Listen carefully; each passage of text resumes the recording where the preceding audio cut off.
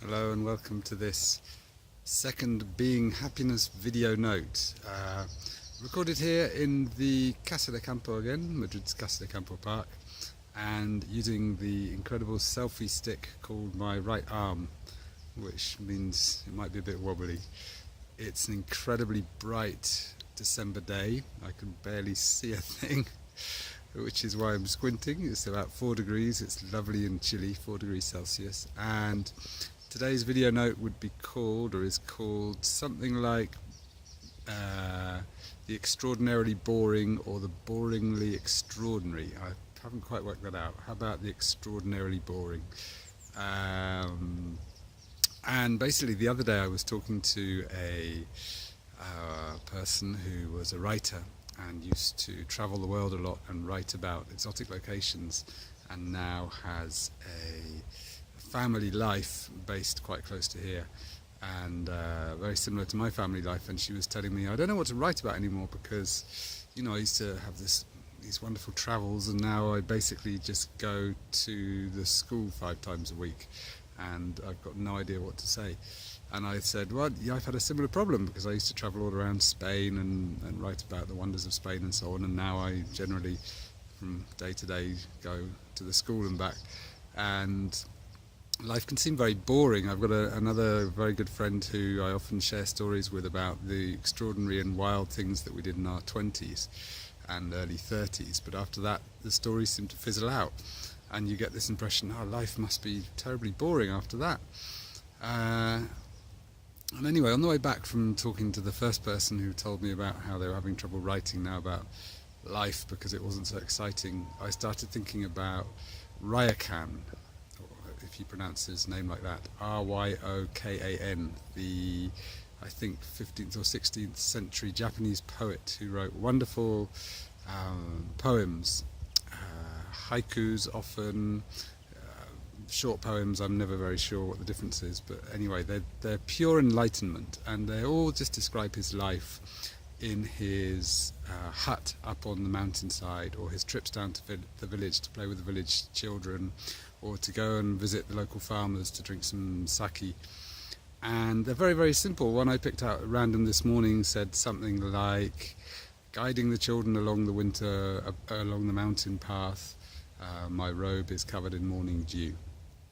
And that's it, you know, and these are the things that he considered were worth writing down, and for him were pure enlightenment. And on the face of it, his life was incredibly boring. He lived in his hut most of the time on his own, or went down to the village to beg for some rice, play with the children, and then go home again. But his poems show that life was extraordinary in every way you could imagine. I mean, he would spend hours just staring at the blossoms in a tree, or staring at the moon, or listening to a stream, and that for him was absolutely plenty. And it made me realise, you know, life is not, one thinks life can be boring, but probably, you know, I'm not looking right. Life is still absolutely extraordinary. In the most tiny details. Here I am walking in the Casa de Campo. I walked up here, and on the way up the hill I noticed how the tiniest 2mm high pebbles on the path in front of me were casting long shadows in the low winter morning sun, and it was extraordinarily beautiful. It sounds ridiculous, or perhaps I'm crazy like Ryokan, perhaps he was crazy, but you know, just something like that one notices in the supposedly boring walk that I've done 100 times, just conjures incredible beauty.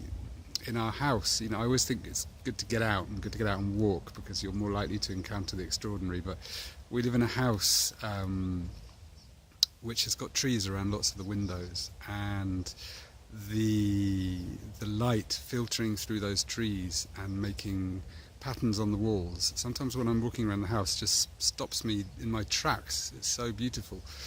And so I think, although life can appear boring, even if you are in your 20s and you're doing exciting things, when you're not doing them it probably looks boring. I think there's a lot to be learnt from my old friend Ryokan, who was just enlightened every moment by what he found in his day-to-day wanders around the same patch of village. There's a book of his poems in translation called One Robe, One Bowl, which is the one I tend to always have on the bookshelf, and absolutely beautiful poems, but I don't know, I'd be interested for any feedback. What do you think? The extraordinary and the boring, the extraordinary life, boring life, extraordinary life, something like that. I think it's the way forward, because otherwise what are we going to do? Look for excitement all the time, and one thing runs out, we want another bit of excitement and another bit of excitement, and we're chasing excitement all day long. It's absolutely exhausting, and really, when you can go for a walk in the same old park you've been a million times and just be bowled over by it, I think that's the way forward. So this is Ben from beinghappiness.com from Madrid's Casa de Campo Park in this blinding December sunlight, saying thank you very much for listening to this note. Bye bye.